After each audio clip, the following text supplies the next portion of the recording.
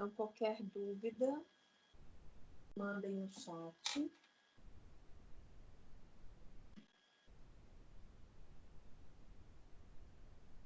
Na figura, então, vamos começar pelo lado A. A gente tem um desenho representativo, tá? Das câmaras cardíacas. Lembrando que o coração, então, ele é dividido em 4 câmaras. Átrio direito, átrio esquerdo, ventrículo direito e ventrículo esquerdo, só relembrando. Aí em cima, deixa eu tirar umas coisinhas da frente aqui para mim. Do lado A, então, eu tenho a representação de onde está escrito retorno venoso, tanto a setinha de cima quanto a setinha de baixo, da veia cava superior e veia cava inferior, que é a nossa veia de maior calibre, é onde chega o sangue venoso da circulação sistêmica, que vai cair diretamente no átrio direito. Quando o sangue venoso chega no átrio direito, depois ele vai para o ventrículo direito e do ventrículo direito para a artéria pulmonar, onde ele vai ser oxigenado nos pulmões, certo? Só relembrando um pouquinho aí da circulação, tá? Foi oxigenado lá nos pulmões, o sangue vem oxigenado pelas veias pulmonares e cai lá no átrio esquerdo, um sangue oxigenado. Caiu no átrio esquerdo, ventrículo esquerdo, e do ventrículo esquerdo para circulação sistêmica, para oxigenar órgãos, tecidos, cérebro, todo o nosso sistema. Então, essa é a nossa circulação. Quando a gente respira normalmente no ar ambiente, a gente tem essa figura do lado A. A nossa pressão inspiratória, inicialmente intraalveolar, ela é negativa. Então, a pressão dentro do alvéolo, ela não repercute tanto nos nossos vasos. Porque quando tem contração ali do diafragma, nossa cúpula diafragmática está aqui, o diafragma ele contrai, desce, aí ele deixa a pressão no alvéolo negativa, porque aumenta o espaço dentro do nosso tórax, então a pressão ali dentro cai. Para o ar entrar do meio de maior pressão para o de menor pressão. Então, não existe uma compressão da pressão do alvéolo ali nos vasos, porque não tem aumento de pressão dentro do alvéolo que vai comprimir os capilares, não vai comprimir a veia cava. Agora, quando eu vou para uma pressão positiva, quando eu vou para uma ventilação mecânica, é diferente. Por quê? Quando eu coloco o paciente na ventilação mecânica, eu estou jogando uma pressão positiva. Funciona de forma diferente. A respiração não é por diferença de pressão. O nosso alvéolo ele não apresenta uma... Na inspiração, não existe pressão negativa. A pressão dentro do alvéolo, quando o paciente está em ventilação mecânica, ela é positiva o tempo todo. Então, aquela pressão positiva dentro do alvéolo, ela comprime os vasos, comprime o mediastino, então, consequentemente, comprime o coração, as câmaras cardíacas. Então, todas essas setinhas aí que está comprimindo, átrio direito, átrio esquerdo, a veia cava, né, que é esse vaso todinho aí que a gente está vendo, que está vindo do retorno venoso inferior e superior, representando a veia cava. Isso aí é tudo a pressão positiva da ventilação comprimindo o vaso. Faz com que diminua o retorno venoso. Diminuindo o retorno venoso, vai chegar menos sangue lá no átrio direito.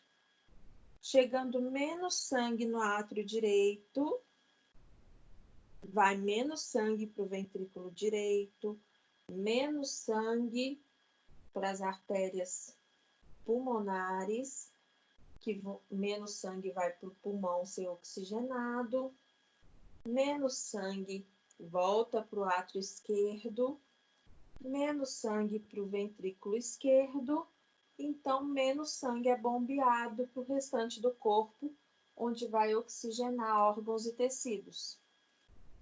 Então, não é que diminui o sangue no sistema, não diminui o sangue no sistema, não tem como. Mas a pressão arterial toda, a velocidade com que o sangue vai correr diminui. Então, como a pressão arterial cai, tudo corre mais lentamente, chega menos sangue. Chegando menos sangue ali, chegando menos sangue no ventrículo esquerdo, vai bombear menos. O débito cardíaco, que é o que sai do ventrículo esquerdo, vai ser menor. Como é menos sangue para o coração bombear, o trabalho que ele vai ter que fazer para bombear aquele sangue é menor. Então, eu facilito o trabalho para o coração. Quando o meu paciente tem uma insuficiência cardíaca de ventrículo esquerdo, eu ajudo o meu paciente, colocando ele na ventilação mecânica, numa pressão positiva, invasiva ou não invasiva. Então, a ventilação mecânica no paciente com insuficiência cardíaca de ventrículo esquerdo é boa, porque eu diminuo a sobrecarga cardíaca para ele. Chega menos sangue, é menos trabalho para ele bombear.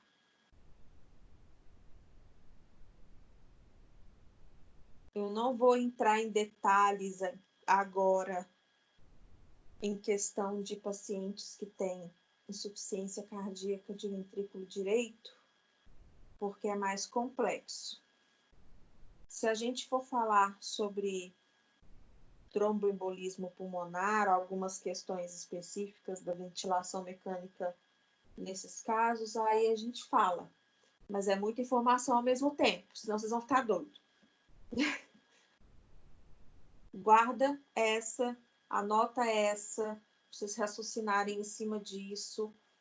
Por que que o paciente com insuficiência cardíaca de ventrículo esquerdo responde bem, aceita bem uma ventilação mecânica com pressão positiva, sim, porque chega menos sangue para ele e ele precisa trabalhar, o coração precisa trabalhar menos, para bombear menos sangue, ele não precisa fazer tanta força. É isso, tá?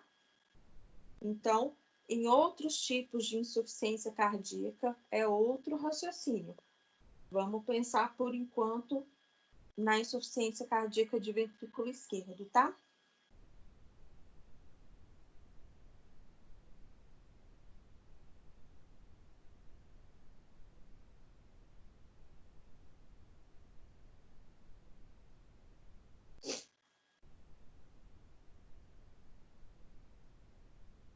Pacientes, então, aqui só recapitulando, pacientes com hipercapnia, ou seja, então com CO2 alto, associados à hipoxemia, então com oxigenação, com PaO2 baixa, insuficiência respiratória mista, insuficiência respiratória do tipo 3. Parece ser os que mais se beneficiam do uso da VNI, com PIP acrescido da pressão de suporte, ou seja, BIPAP, bilível, no tratamento do edema pulmonar cardiogênico. Então, aqui nós estamos falando de estudos científicos, tá?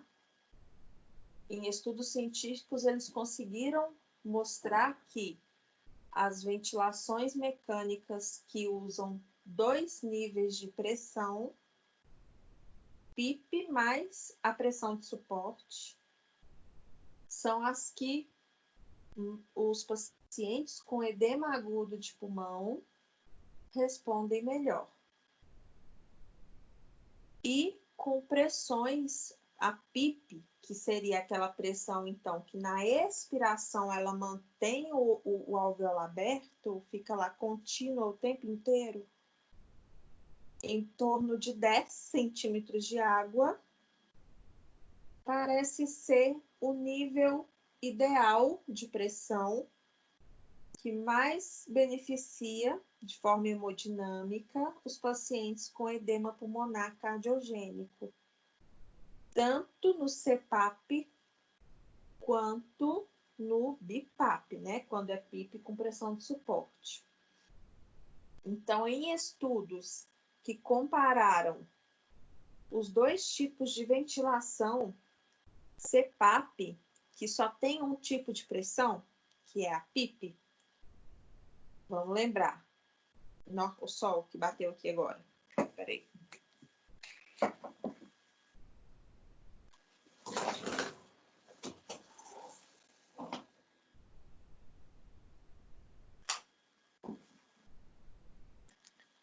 Então, o CPAP, que é aquela ventilação que só tem um nível de pressão o tempo inteiro, na INS e na ES, é a mesma pressão, comparado com o BIPAP, que tem uma pressão mais alta na INS para ajudar o paciente a puxar o ar, e na ES tem aquela pressão para manter o alvéolo aberto. Quando compararam os dois, eles identificaram o quê? Que a pressão que vai manter o alvéolo aberto tem que ser a mesma do CPAP, que é aquela contínua, em torno de 10. É o ponto ideal de pressão.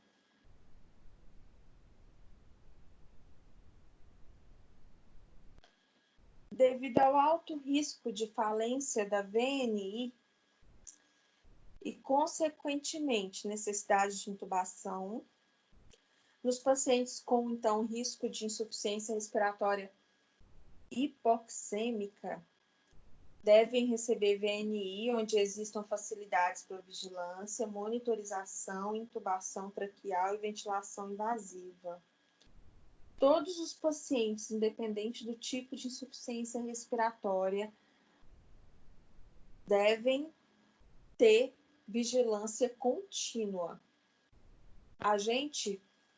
Existem hospitais que não fazem isso, tá, gente? Mas, pelo menos onde eu trabalho, a gente tem esse protocolo. A ventilação mecânica não invasiva, devido ao risco, esses riscos, principalmente do paciente vomitar na máscara, né? A gente só faz ventilação não invasiva, essas com respiradores microprocessados, que são esses maiores de uso contínuo, né?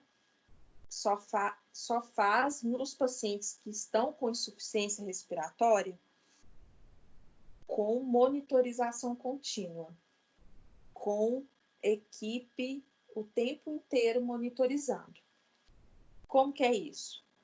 O paciente que está internado no apartamento, por exemplo, no hospital, que está internado lá nos apartamentos, ele não faz ventilação não invasiva.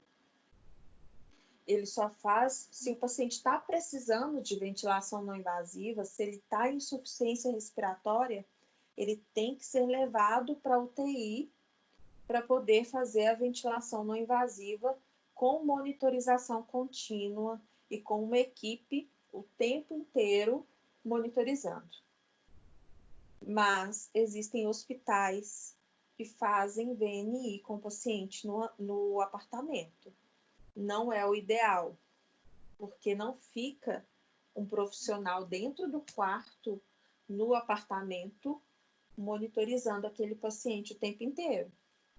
E é perigoso, né? Na minha opinião, se você coloca o paciente numa ventilação não invasiva, que, como eu já mostrei para vocês, tem tantas repercussões hemodinâmicas, a pressão arterial pode cair, o paciente pode, se a pressão cair demais, ele pode ter uma parada cardíaca, ele pode vomitar e broncoaspirar.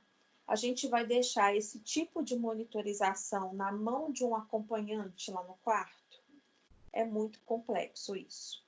Mas a maioria dos hospitais não faz isso.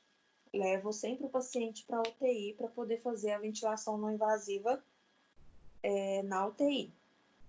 Agora, os pacientes que utilizam BiPAP, CPAP, aqueles respiradores menorzinhos, que não tem bateria, que utiliza como suporte básico de vida, que é para apneia do sono, para não deixar o CO2 subir à noite, que não está em insuficiência respiratória, que é um tratamento eletivo, né? Que usa no dia a dia em casa, aí eles usam no apartamento, porque é um aparelho que eles já usam em casa no dia a dia. Agora, é um caso agudo de insuficiência respiratória grave, eles são levados para a UTI para serem monitorizados. Porque se caso houver falência, não responder à VNI, eles são entubados, tá? E também tem aqueles casos de pacientes que são avaliados na unidade de internação, nos apartamentos, que a gente já consegue detectar que é um caso que não vai responder à ventilação não invasiva, que é caso de que é contraindicado ventilação não invasiva, e a gente realiza a intubação no próprio apartamento. A gente pede o familiar para sair, realiza a intubação e depois realiza o transporte do paciente já intubado até a UTI. Aí eles, nesse caso, a equipe de enfermagem aciona o plantão médico e o plantão da fisioterapia e a gente auxilia na intubação. A fisioterapia fica sempre responsável pela ventilação, a gente fica no ambu, com a máscara, ventilando, e o médico realiza a intubação e a gente auxilia, fixando o tubo e na ventilação com o ambu até transportar o paciente para a UTI.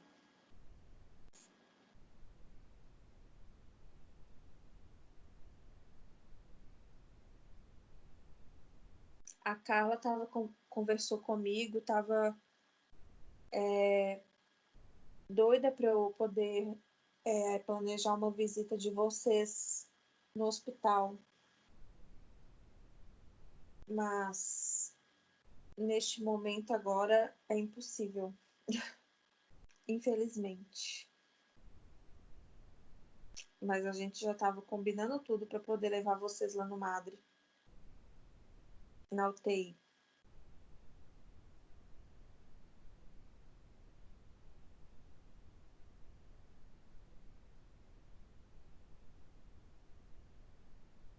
Mas quando vocês forem para o estágio, se Deus quiser, isso tudo já vai ter passado e vai dar tudo certo.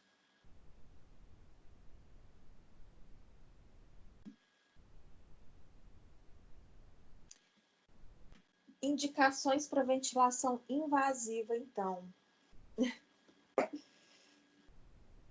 Quem está sofrendo é o povo os meninos do estágio, coitados. Porque a gente já tinha feito até uma lista de visita. Aí eu estava arrumando tudo para eles irem. E não deu certo. Porque aí eles vão formar e não vão ter feito a visita. Mas... ok. Indicação, então, para ventilação invasiva. Quando o paciente está fazendo a ventilação não invasiva, a gente tem algumas situações em que a gente já percebe que o paciente não está respondendo à ventilação não invasiva. Uma delas é quando ele está precisando de uma fração inspirada de O2 muito alta. Quando o paciente está precisando de uma FO2 acima de 60%, já é indicação de ventilação invasiva. É um dos critérios. Se na própria pressão positiva não invasiva, o paciente não melhora a saturação dele com FO2 até 60%, já é uma indicação de ventilação invasiva, tá? Queda rápida de saturação, menor que 90% após a retirada da máscara. Então, supondo que com 2 horas de ventilação não invasiva, a gente percebeu que o paciente teve aqueles primeiros sinais de melhora do esforço, ou da frequência respiratória, ou da saturação, a gente conseguiu perceber que o paciente melhorou um pouco na VNI, naquelas primeiras 2 horas que a gente precisa perceber melhora. Mas foi a conta de tirar a VNI, a saturação dele despencou e precisou ficar com fluxos muito altos fora da VNI. Ou seja, tirou a VNI e piorou tudo de novo. Ele não sustentou uma melhora. Então, é indicativo de ventilação invasiva. Então, foi uma melhora não sustentada. E não apresentam melhora após 2 horas de VNI. Então, também, se durante a ventilação não invasiva ele não melhorou nada, ou melhorou parcial e não sustentou nada, depois que tira a VNI, é indicação de ventilação invasiva.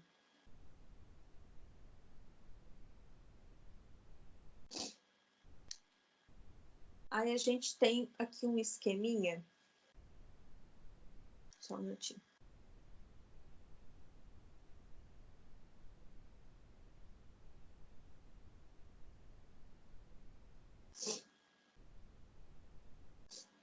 Um esqueminha aqui com alguns exemplos de como avaliar indicação de VNI, contraindicação e quando reavaliar esse paciente na VNI, considerar ou não uma intubação. Então, no primeiro quadrinho aí em cima, a gente vai identificar o paciente que tem indicação para ventilação invasiva. Ventilação mecânica, desculpa. Primeiro, paciente taquipneico, uma frequência respiratória alta, acima mais ou menos de 25 pulsões por minuto. Ele está tendo trabalho respiratório, esforço respiratório. Colheu a gasometria arterial e viu que ele tem um pH ácido, abaixo de 7,35, entre 7,25 e 7,35. Por que acima de 7,25? Porque se ele tiver abaixo de 7,25, gente, com certeza o médico já vai intubar de cara, tá? Já é um paciente extremamente grave a ponto de ir para intubação direto. Agora, entre 7,25 e 7,35 já é um caso que dá para segurar com ventilação não invasiva. Saturação abaixo de 90 também é relativo, porque existem algumas patologias pulmonares que o paciente vai ter uma saturação basal menor que 90. Então, a gente precisa conhecer o caso do paciente, a história clínica do paciente. Ele chegou, a gente precisa conversar com o familiar, tentar entender com o médico o que o paciente tem. Ele é um pneumopata grave? Ele tem uma fibrose pulmonar grave? Se ele já tem, por exemplo, se ele já é um paciente do hospital, já é conhecido da equipe, se o pneumologista dele é do hospital, ele vai saber informar qual que é a saturação que a gente pode tolerar para ele. Tem alguns pacientes que a gente vai tolerar 85. Olha, ele satura normalmente 85.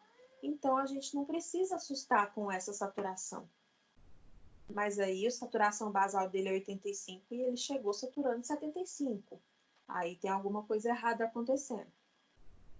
Então, não necessariamente o corte é 90.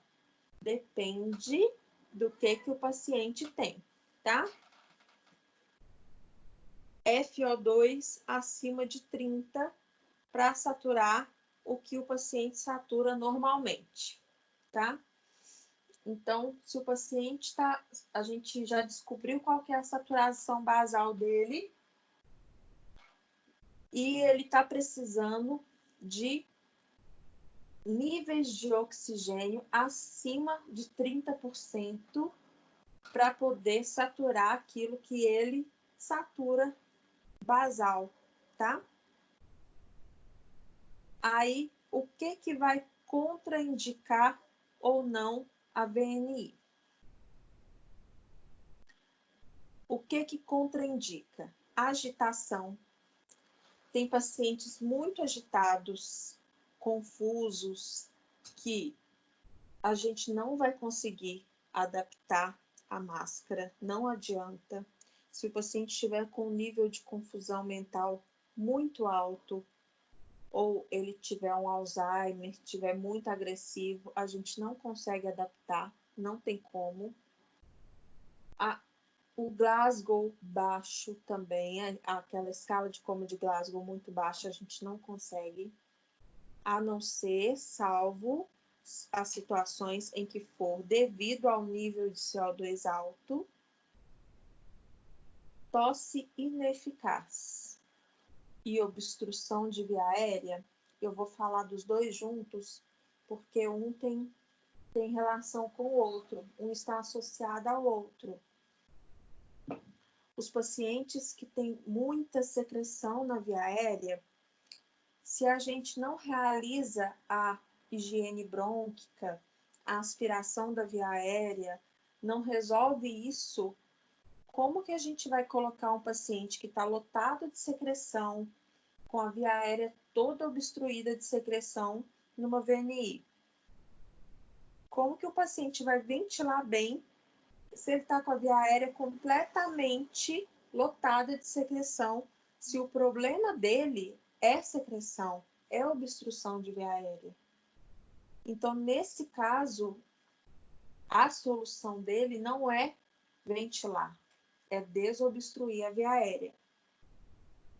Então, se ele tem uma tosse ineficaz, se ele tem obstrução de via aérea, não é colocando ele numa VNI que a gente vai resolver o problema dele, é realizando a higiene brônquica.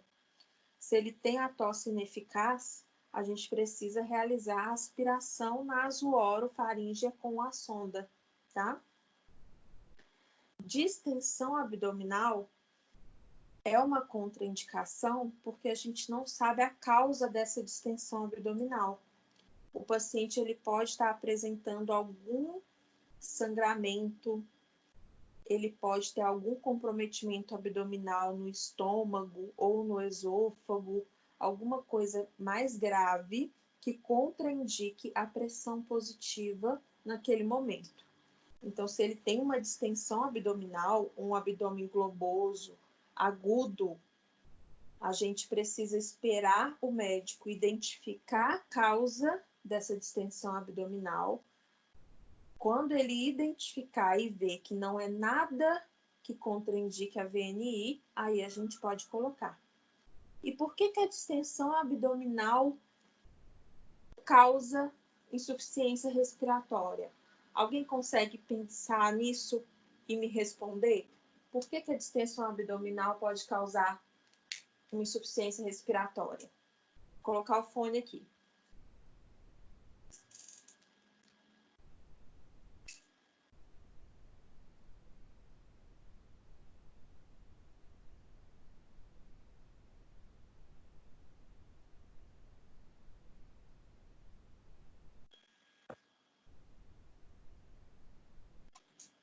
Pode chutar, pode errar. O que vocês acham? Pensa na gente assim, quando a gente está cheio de gás, a gente não fica com dificuldade de puxar o ar? É difícil respirar?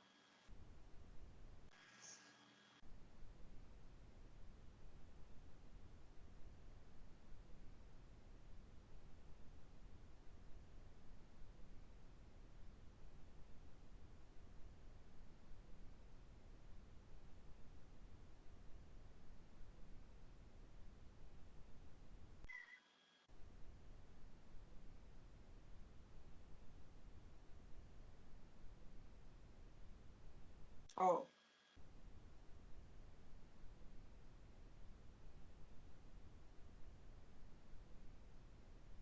vamos pensar num...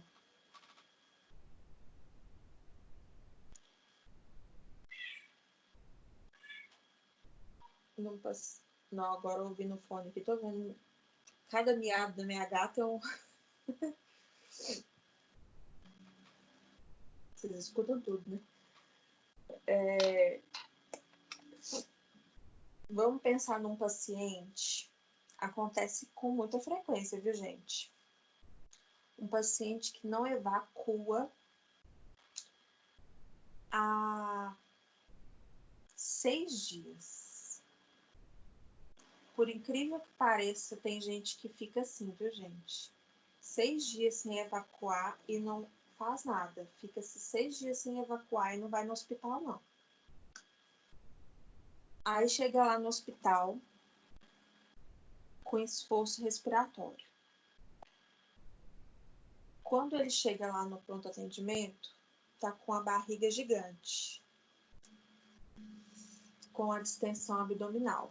Só que ele tá com esforço respiratório. E ninguém sabe o que está acontecendo com esse paciente que ele está com esforço, só que ele está com uma distensão abdominal. Se o médico não conversa com ele para perguntar tudo o que está acontecendo e não descobre que tem 6 dias que ele não evacua, o que ele vai fazer? O médico, primeiro, que os médicos... Se alguém for para essa área da fisioterapia hospitalar, vai ver que a solução de todos os problemas da vida dos médicos é a fisioterapia, tá? Eles acham que tudo é a gente. Entrou insuficiência respiratória no pronto atendimento, eles vão chamar a fisioterapia. Só que o paciente está em insuficiência respiratória por quê? Ele está com fecaloma, que é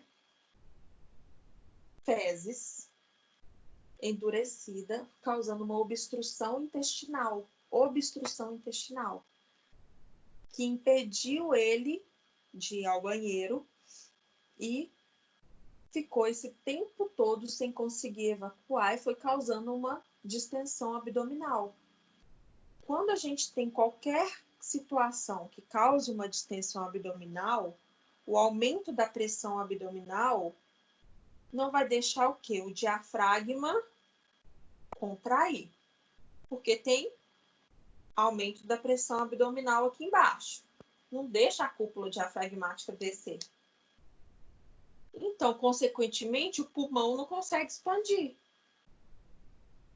A respiração fica curtinha ali, o paciente não consegue expandir, por quê? Tem um aumento da pressão abdominal.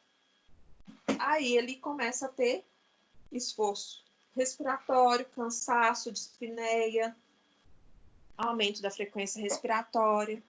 Então, um exemplo é isso, tá? Eu dei um exemplo de um fecaloma, mas qualquer coisa que vai aumentar a pressão abdominal, causar distensão abdominal, algum sangramento ali no abdômen, tá? Qualquer situação que aumente a pressão abdominal, cause distensão abdominal, pode causar insuficiência respiratória. Agora, se for uma distensão abdominal por alguma situação dentro do estômago, sangramento por úlcera gástrica, o paciente ele tem uma úlcera gástrica e a úlcera lá no estômago está sangrando, ele está tendo hemorragia. A gente não pode colocar o paciente na ventilação não invasiva, porque o risco de ir pressão pela boca e ir pressão no estômago pode acontecer. Se isso acontecer, a gente pode piorar o sangramento, aumentar a úlcera, tá? Por isso que quando a gente tem paciente com distensão abdominal e a gente não sabe a causa, até que descubra a causa, não pode fazer ventilação não invasiva. E se o paciente está em insuficiência respiratória muito importante, muito grave, a ponto de não dar tempo de esperar descobrir a causa, ele tem que ser entubado para estabilizar o quadro respiratório, depois descobrir o que está acontecendo com ele, que causou essa distensão abdominal, estabilizar o quadro abdominal, depois a gente extuba o paciente. Então, é custo-benefício. A gente tem que pensar no que é menos arriscado para o paciente. Eu já falei, dei um exemplo de sangramento digestivo alto, quando a gente tem um sangramento a nível de esôfago, estômago, não pode fazer ventilação não invasiva, porque a pressão pode ir lá para o esôfago, pode ir para o estômago e aumentar o sangramento. Instabilidade hemodinâmica. O que é isso? Quando o paciente tem alguma arritmia, quando o paciente tem hipotensão, hipertensão, está com uma instabilidade do quadro cardiovascular. Por quê? Se ele está hipotenso e eu coloco a pressão positiva, a pressão vai fazer o quê? Cair mais ainda, como eu expliquei no slide anterior. A gente tem que ficar atento a isso. Síndrome coronariana aguda, que é quando o paciente está quase correndo o risco de sofrer um infarto. Pacientes com risco de instabilidade cardiovascular assim aguda, a gente não pode colocar pressão positiva, justamente porque se ele está com uma síndrome coronariana aguda, com uma obstrução em uma coronária ou uma semi-obstrução, quase a ponto de infartar, eu vou colocar uma pressão positiva que vai diminuir a pressão arterial, diminuir o fluxo sanguíneo nas coronárias, diminuir ainda mais o aporte de oxigênio no músculo cardíaco, aí eu vou causar um infarto mesmo, né? Arritmias muito complexas, então qualquer tipo de instabilidade cardiovascular, trauma de face agudo, porque a interface da VMI comprime muito, aperta muito. Então, se tiver um trauma de face agudo aqui, se tiver sido um acidente recente que tiver fraturado algum osso na face, não pode fazer VNI. Cirurgia de esôfago, como eu disse, a pressão positiva ela pode ir para o esôfago, principalmente se o paciente não conseguir fechar a boca na hora de fazer a VNI. Então, se ele tiver feito uma cirurgia de esôfago recente e tiver pontos internos no esôfago, a gente corre o risco desse ponto se romper. tá? E barotrauma não drenado. Barotrauma é a mesma coisa que pneumotórax. Se o paciente estiver com pneumotórax e esse pneumotórax não estiver drenado, a gente não pode colocar pressão positiva, porque a gente vai aumentar esse pneumotórax, né, gente? Então, depois que o pessoal, que os médicos da cirurgia torácica ou outra cirurgia, porque não é só o pessoal da cirurgia torácica que drena, tá? Que um médico tiver drenado o pneumotórax, aí a gente pode colocar o paciente na ventilação não invasiva. Mas se o paciente chegou no pronto atendimento, a gente conseguiu identificar através do raio-x e da ausculta que ele está em insuficiência respiratória por causa de pneumotórax, completamente contraindicado colocar o paciente na VNI com pressão positiva, porque a gente vai aumentar o pneumotórax. Então, tem que esperar drenar o pneumotórax para depois descansar o paciente na VNI. Então, as principais contraindicações são essas, tá? Não é contraindicação.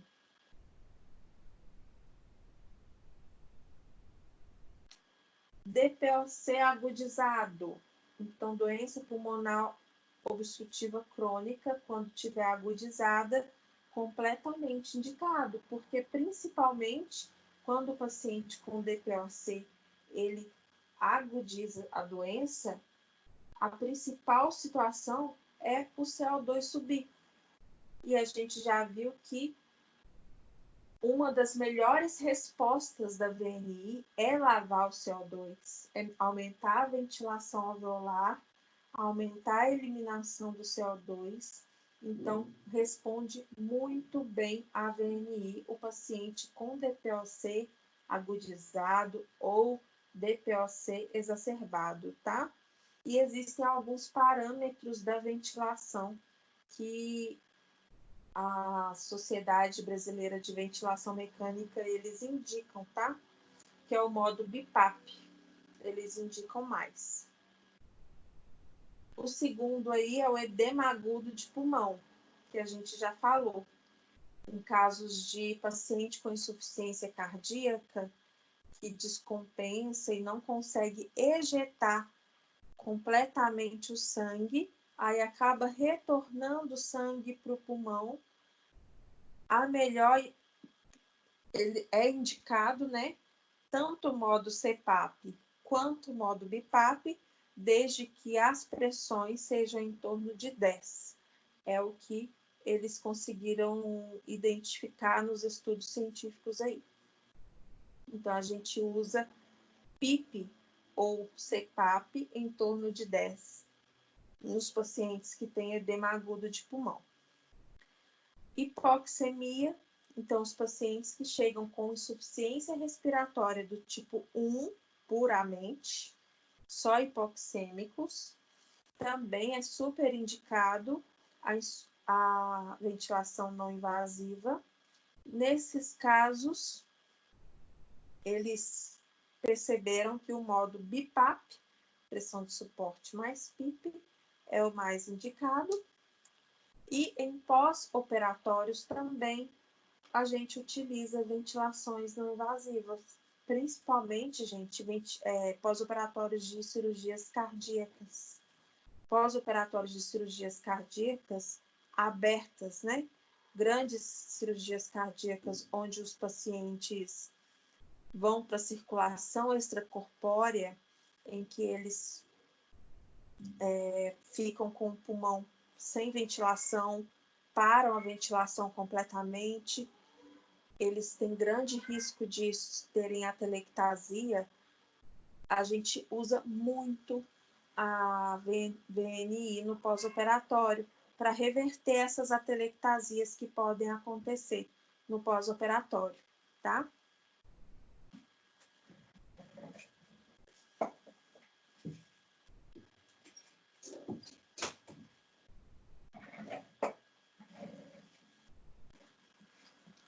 Em todos esses casos, que são as principais indicações de VNI,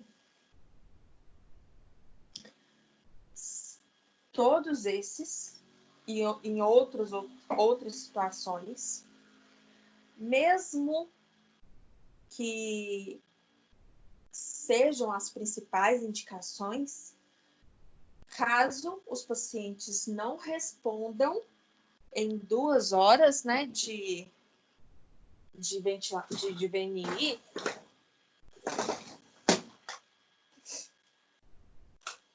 o paciente, a gente deve reavaliar e discutir com a equipe médica se já não é caso do paciente ser intubado.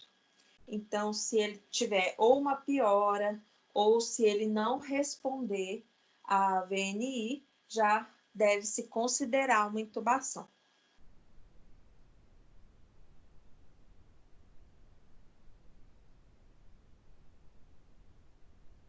Então, quando o paciente estiver na VNI, a gente tem que ficar o tempo inteiro monitorizando. Porque durante a VNI, ele pode ter diminuição do nível de consciência, ele pode ter sonolência, pode aumentar o nível de agitação, ou o próprio paciente pode recusar. Então, a gente entra com a ventilação não invasiva no paciente e durante a ventilação não invasiva, a gente pode ter intercorrências desse tipo. E a gente propõe, por exemplo, 2 horas de VNI com o paciente e com 15 minutos o paciente arrancar e não querer mais fazer. Isso pode acontecer. E existe um trabalho cansativo, exaustivo, de insistência nossa, da equipe médica, até da psicologia às vezes, de tentar insistir, convencer alguns pacientes, porque existem alguns pacientes que não fazem, não querem fazer, porque estão confusos, ou existem alguns que são claustrofóbicos, que não toleram realmente uma máscara no rosto, tampando tudo, tampando nariz, tampando boca. E existem alguns que realmente não fazem porque são teimosos e não querem fazer e pronto. Então, a gente deixa bem claro para esses que não fazem porque não querem, que se não fizerem, eles têm uma outra opção, que é o tubo, né? E que é uma opção bem pior para eles. Mas é complicado. Tem algumas situações que são muito complicadas. Durante a VNI, eles também podem instabilizar de forma hemodinâmica. Aí eles podem precisar receber medicamentos, vasopressor, que a gente chama, né? Medicamentos para aumentar a pressão. Então, como eu falei, a pressão positiva da ventilação pode fazer a pressão cair. E se isso acontecer, vai da equipe médica decidir se é uma necessidade muito importante o paciente fazer VNI naquele momento. Então, vale mais a pena o paciente ficar na VNI e a gente ligar uma medicação para ajudar a aumentar a pressão, do que a gente deixar o paciente sem ventilação não invasiva e intubar e depois ligar uma medicação, porque de qualquer forma ele vai precisar da pressão positiva. Então, eles preferem ligar uma medicação que vai aumentar, ajudar a subir a pressão e manter o paciente na VNI. Ele pode chocar, que é quando a pressão arterial sistólica fica menor do que 90, e também pode apresentar arritmias. Então, a gente pode ter diversas instabilidades, tanto de nível de consciência, psicológicas, como hemodinâmicas. Pode ter obstrução da via aérea superior, porque a própria pressão positiva, a própria ventilação, pode ajudar, por causa do aumento da ventilação alveolar, a mobilizar a secreção. Se caso o paciente estiver com secreção em via aérea inferior, secreções mais baixas, quando a gente aumenta a ventilação alveolar, a gente ajuda a mobilizar essa secreção. Então, essa mobilização de secreção pode subir para a via aérea superior, e se o paciente tiver uma dificuldade de expectoração, não conseguir expectorar ou deglutir, se ele tiver na máscara, né, não conseguir deglutir, isso aí pode prejudicar o paciente durante a VNI. Ele pode ficar com sensação de sufocamento, né? Causar uma obstrução da via aérea durante a VNI. E o trauma de face que está citando aí no slide são as lesões de face mesmo. Se ele ficar muito tempo na VNI, isso pode causar lesão na pele por causa da própria máscara, porque aperta bastante, tá? A gente tem um fixador atrás da cabeça que vai apertar a máscara no rosto, porque a pressão do respirador é tão forte que se a gente não deixar muito firme, ele escapa a pressão na lateral da máscara e não pode. Tem que ir tudo para o pulmão. Então tem que ser muito firme.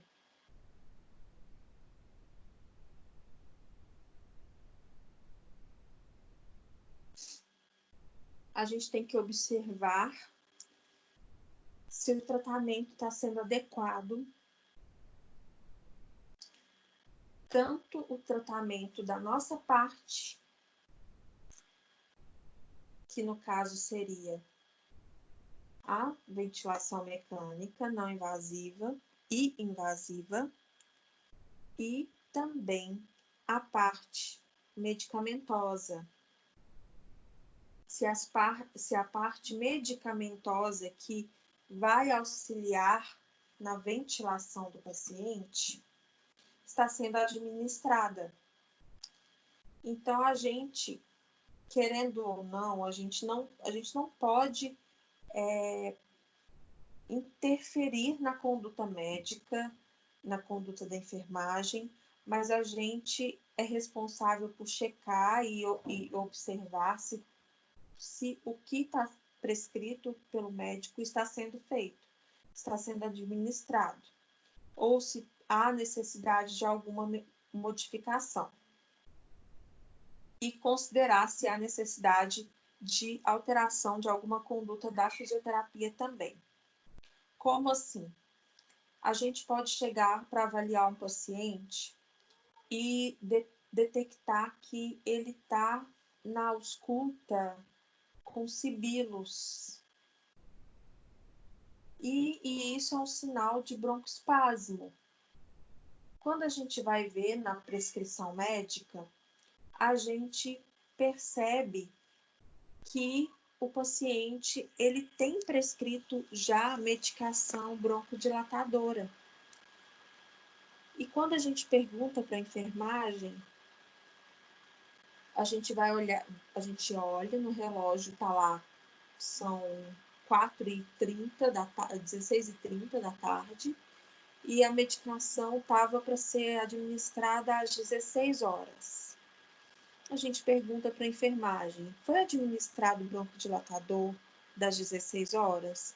A enfermagem afirma que sim, foi administrado. Só que o paciente persiste com o broncoespasmo. Não era para estar. Se foi administrada a broncodilatação das 16 horas, o paciente às 16h30 está com broncoespasmo. Alguma coisa está errada. Ou aquela dose não está suficiente. Então, é nossa função monitorizar isso. A gente checa a medicação, checa com a enfermagem se foi administrada e discute com a equipe médica. Então, nesse momento, o médico vai e ajusta a dosagem, ajusta a quantidade de jatos de broncodilatador ou quantas vezes ao dia vai ser administrado, tá? Ou pode ter acontecido até da enfermagem não ter administrado o medicamento ainda. Isso acontece também. Então, a gente precisa monitorizar isso.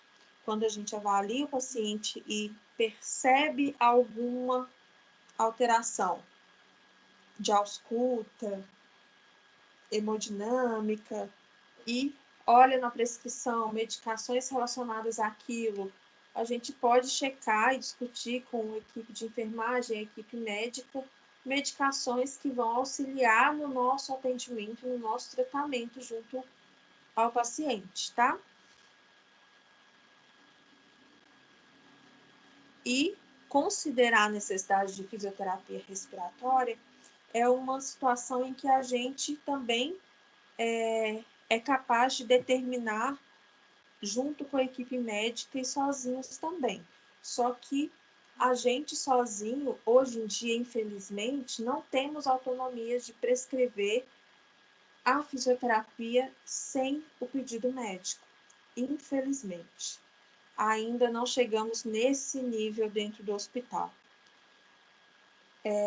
A gente, no Prefito, no COFITO, nós fisioterapeutas sabemos que quem é capaz de definir se um paciente precisa ou não de fisioterapia somos nós, fisioterapeutas, né? Mas na prática isso ainda não funciona assim tão bem como deveria funcionar, como a gente gostaria. E dentro do hospital, dentro de uma UTI, também assim ainda não funciona.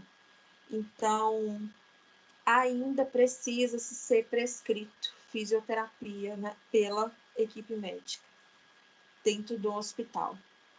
Então, todo paciente que a gente avalia, a gente tem a autonomia de avaliar um paciente que não está prescrito pelo médico e depois discutir com o médico e falar, a gente avaliou e viu que precisa de fisioterapia, tá? E o médico prescrever depois. Ou invertido, o médico avaliou e viu a necessidade de fisioterapia e solicita a avaliação da fisioterapia. Mas às vezes acontece da gente avaliar e viu que tem necessidade e o médico falar, não, eu acho que não precisa, e não prescrever. E se ele falar que não precisa, a palavra final é do médico, infelizmente. Então, se o médico não prescreve a fisioterapia, a gente não atende. É assim que funciona ainda, infelizmente. A gente não tem autonomia de prescrever o nosso próprio atendimento ainda. E isso em qualquer área da fisioterapia, tá? A gente precisa ainda de um pedido médico para poder atender. Isso em convênios, né? Porque de forma particular, não. Se você vai fazer um atendimento particular, em casa, você não precisa do pedido médico. Aí o fisioterapeuta vai no atendimento domiciliar particular, avalia e você, sozinho, com a sua avaliação, acompanha o paciente. Mas, por meio de convênios, infelizmente, precisa do pedido médico.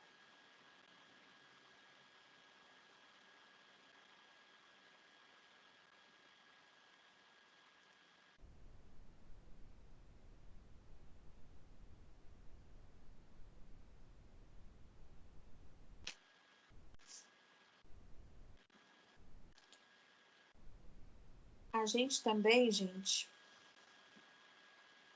é responsável por detectar e monitorizar complicações, principalmente relacionadas ao sistema cardiorrespiratório. Então, como hoje é determinado pelo nosso conselho que a nossa carga horária é de 30 horas semanais, 30 ou 36, ixi, agora me deu um branco.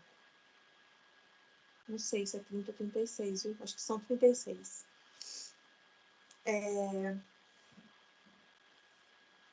Cada plantão existe, a cada plantão, que normalmente é de 6 horas, né? A gente troca a equipe de 6 em 6 horas. Então, tem um turno de 6 horas de manhã, um turno de 6 horas à tarde, e existe a equipe de plantonistas noturnos, que tem uma escala específica, que vai lá, realiza avaliação a cada 6 horas. Então, geralmente, a gente realiza a avaliação de todos os pacientes dentro da UTI.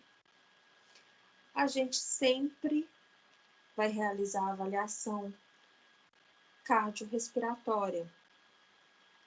E a avaliação completa, além da gente checar exames clínicos, laboratoriais de sangue, no geral, que também vai repercutir em toda a nossa conduta, a gente tem que fazer a avaliação física, né, clínica do paciente. E uma das mais importantes para a gente, além de checar o raio-x, né, que é importantíssimo, é realizar a ausculta, porque a ausculta vai mostrar muito para a gente do que está acontecendo naquele momento, a ausculta e a ventilação. Então, através da ausculta, da ventilação, da checagem do raio-x, a gente consegue identificar se tem algumas condições agudas acontecendo, como pneumotórax, atelectasias, broncoaspiração, secreção, né? E essas disfunções orgânicas aí já são relacionadas a exames de sangue ou a dados vitais que a gente vai ver no monitor lá à beira-leito. Então, a cada turno, a cada plantão, cada fisioterapeuta plantonista tem que ir no seu paciente e realizar a avaliação beira-leito. E isso a gente faz pelo menos uma vez no seu plantão. E, além disso, a gente fica à disposição para possíveis intercorrências que aconteçam com o paciente. Então, a gente vai, avalia, identifica se existe alguma complicação, se identificar, a gente comunica o médico. Porque o profissional que fica à beira-leito, que põe a mão no paciente, que olha com detalhes esses exames, é o fisioterapeuta.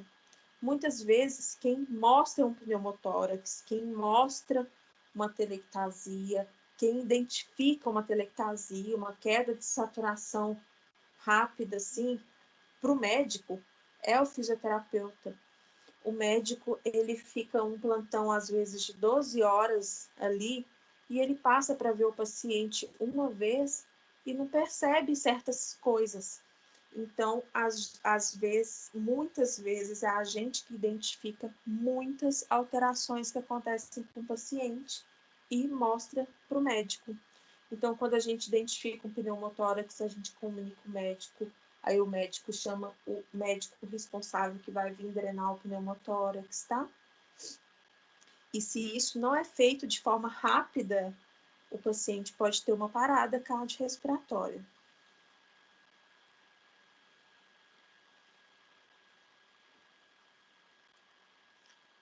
Outros sinais de insucesso terapêutico também é o CO2 permanecer elevado. Quando que isso pode acontecer? O CO2, sempre quando a gente coloca o paciente na ventilação mecânica, a gente aumenta o volume corrente, a gente aumenta a ventilação alveolar.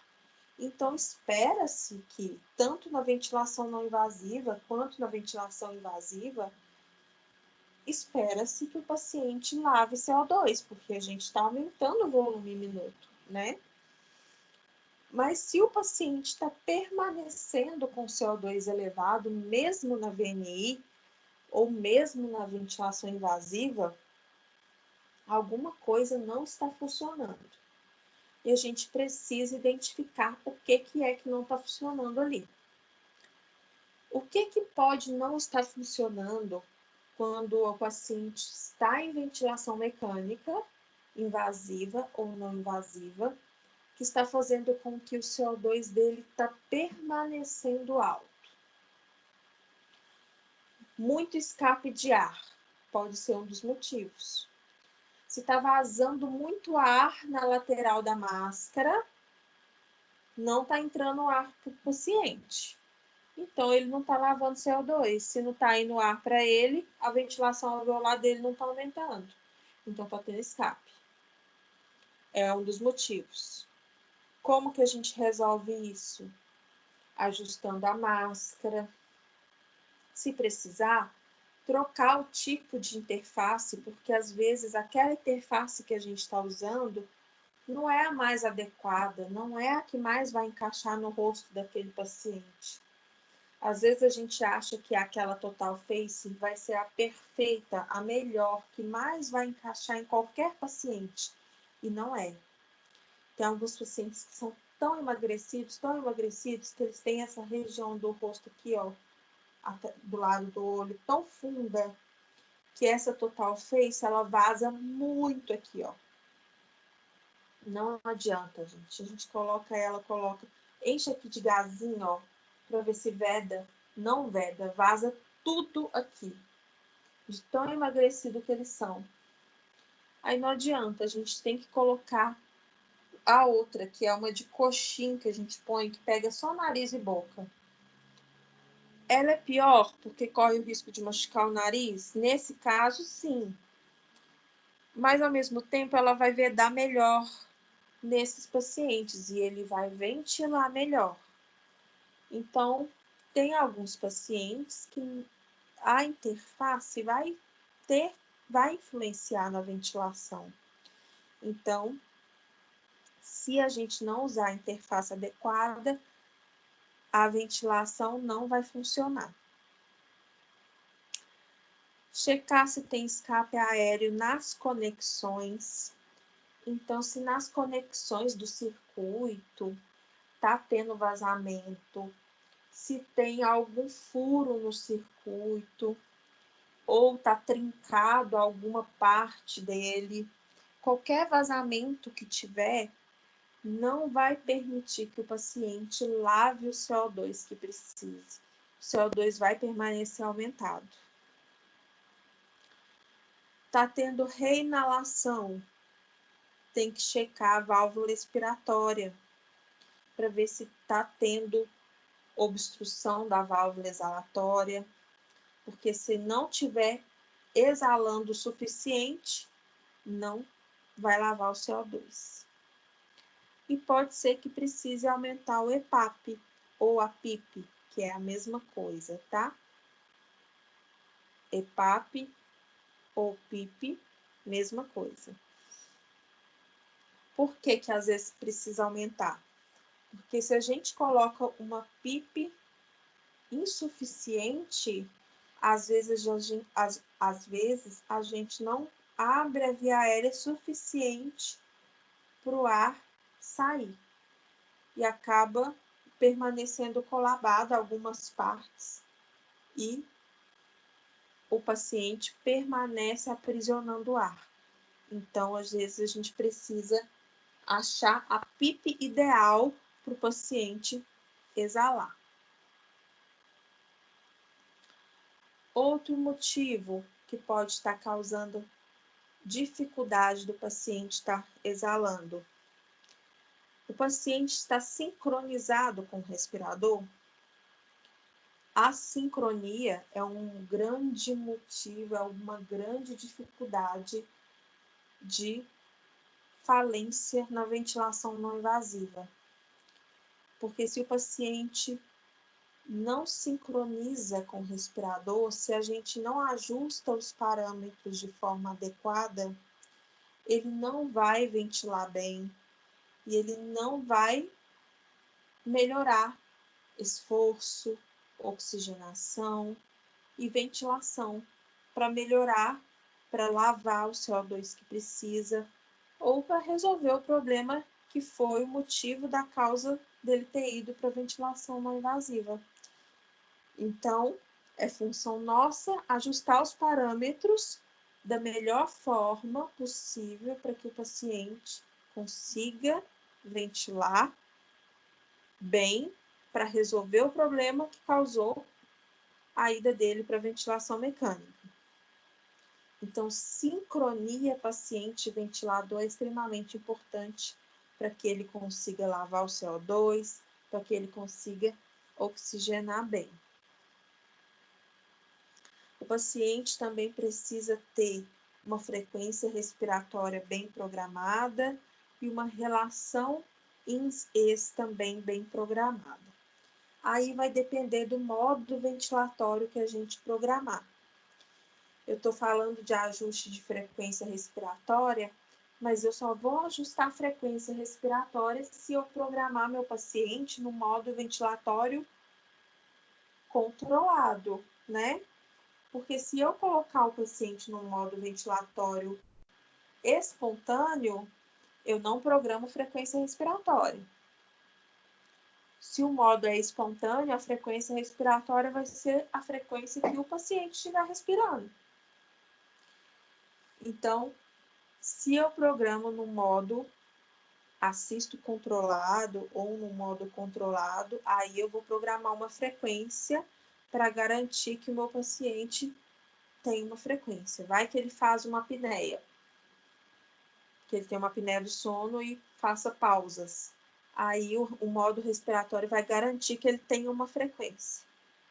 Agora, se é um paciente que tem drive respiratório, eu não preciso colocar ele no modo respiratório que garanta a frequência respiratória. Aí eu não preciso programar a frequência, tá? E nem relação inspiratória ins-ex, porque o próprio paciente vai ter essa programação, é nossa. Frequência respiratória e tempo ins-ex é a gente que faz. A gente só programa isso se o paciente não tiver drive respiratório. Se ele estiver sonolento, se ele estiver mais prostrado, né? Isso aí funciona mais em pacientes em ventilação mecânica invasiva, sedado ou com o sensório rebaixado, né? Com o Glasgow muito baixo. Ventilação também a gente tem que ver se ela está adequada, né? Se o CO2 não está lavando, às vezes o volume corrente que está sendo programado está muito baixo, ou a frequência respiratória que está programada está muito baixa. Aí a gente precisa aumentar o volume minuto para poder lavar o CO2. E a gente aumenta o volume minuto aumentando ou a volume corrente ou a frequência respiratória, que é a fórmula do volume minuto é frequência respiratória vezes volume corrente. Então, para eu interferir no meu volume minuto, ou eu mexo na frequência respiratória, aumentando ela, ou eu mexo no meu volume corrente, aumentando ele. Ou um pouquinho dos dois. Para eu lavar CO2, eu preciso aumentar ou um, ou outro, ou um pouquinho dos dois. Se eu já estou com o meu volume corrente muito alto, o ideal é que eu aumente a frequência, porque se eu aumentar mais o volume, o que eu posso fazer? Eu posso ir aumentando demais o meu volume corrente também. Se eu aumentar demais o volume, eu posso fazer um pneumotórax no paciente. Então, eu tenho que ver custo-benefício de como que eu vou aumentar o volume minuto dos meus pacientes para poder lavar CO2, tá? Isso depende muito do tamanho de cada pessoa, se é homem, mulher. Existem fórmulas que a gente faz, tá? De acordo com o tamanho de cada pessoa. A gente calcula isso tudo na UTI, através de gênero e tamanho. Tem o cálculo de volume corrente ideal para cada pessoa. Então, a gente ventila os pacientes através do volume corrente ideal. E se chegou no volume corrente ideal, o paciente ainda está com CO2 alto, a gente passa a tentar lavar o CO2 aumentando a frequência, para não correr o risco de ter um pneumotórax por aumentos excessivos de volume.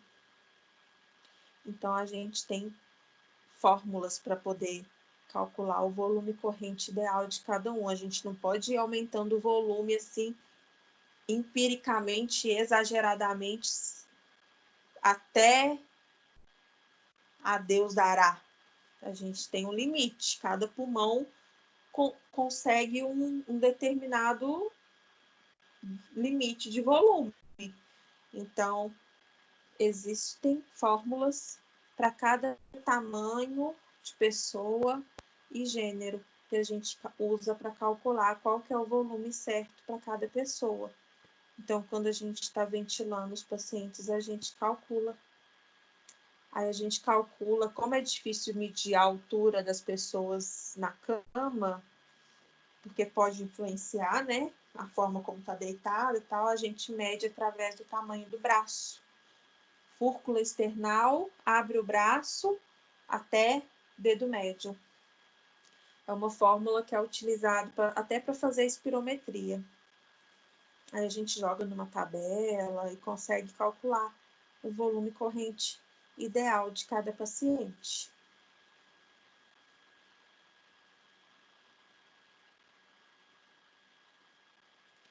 Aí, se caso for necessário e ainda a gente tiver uma janela de tempo para aumentar o volume corrente, a gente aumenta o volume.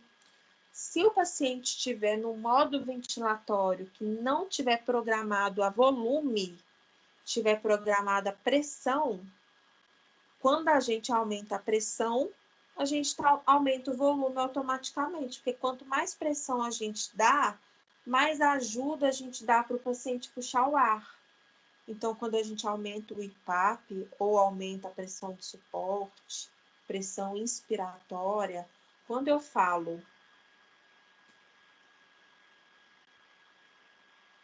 tudo isso aqui é a mesma coisa, viu, gente? Ó, IPAP, pressão inspiratória, eu vou escrever aqui para vocês. Pressão inspiratória.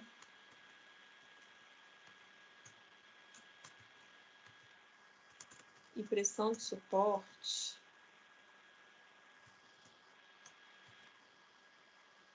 Eu estou falando da mesma pressão. É aquela pressão do modo BIPAP, aquela pressão na inspiração que o respirador ajuda o paciente a inspirar um volume de ar maior. São nomenclaturas diferentes para falar de uma mesma pressão. A gente fala PI quando é num modo controlado ou assisto controlado. A gente fala PS, ou pressão de suporte, quando é no modo espontâneo.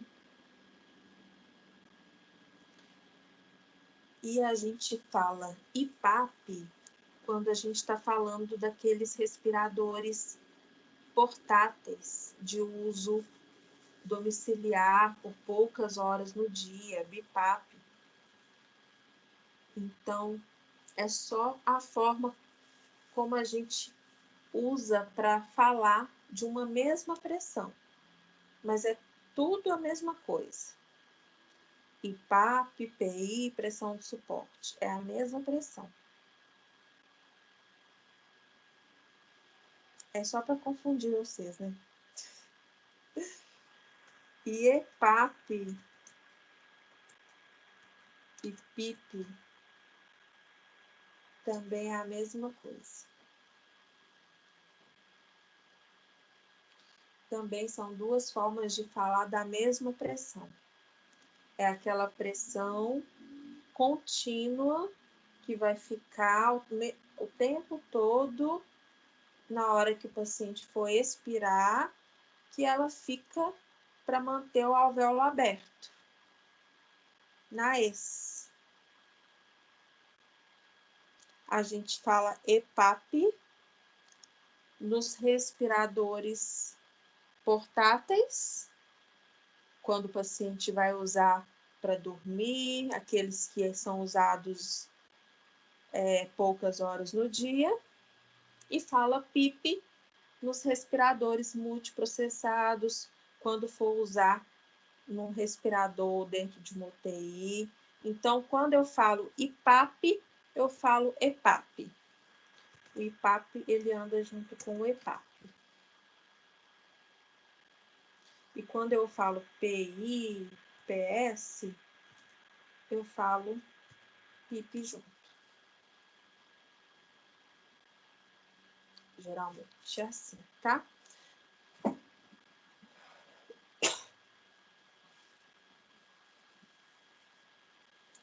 Tudo é pressão positiva. Nada é pressão negativa.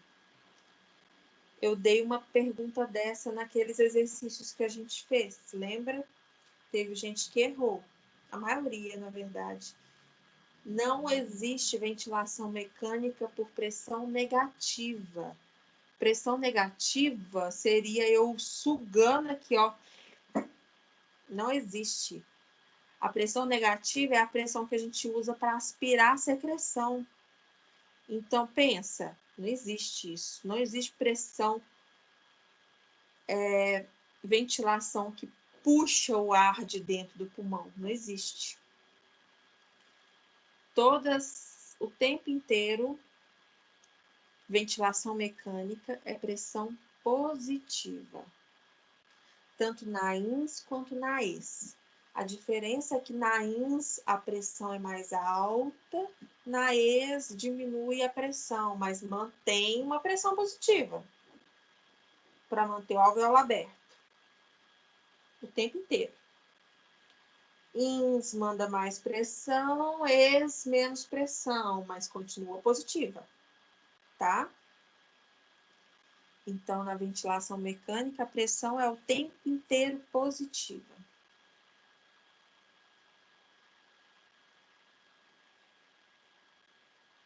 Deixa eu ver se vai dar tempo de falar isso aqui.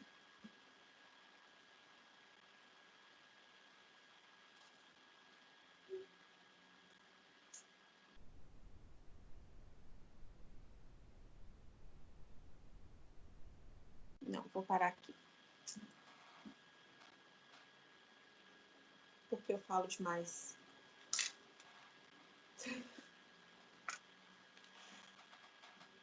Isso aqui vai até 11h30.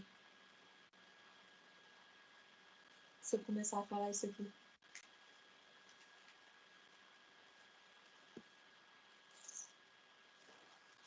Deixa eu ver quem tá online. Peraí.